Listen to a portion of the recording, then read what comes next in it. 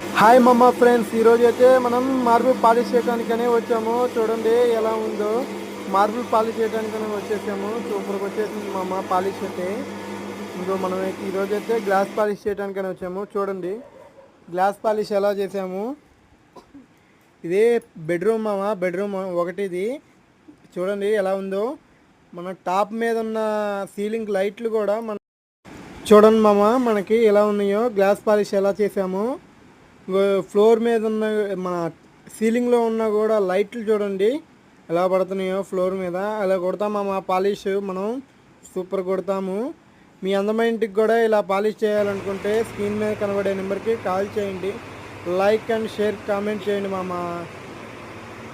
చూస్తున్నారు తప్ప లైక్ చేయట్లేదు, కామెంట్ కూడా చేయట్లేదు, సబ్స్క్రైబ్ కూడా చేయట్లేదు మామ. సబ్స్క్రైబ్ చేయండి మామ. Like and comment.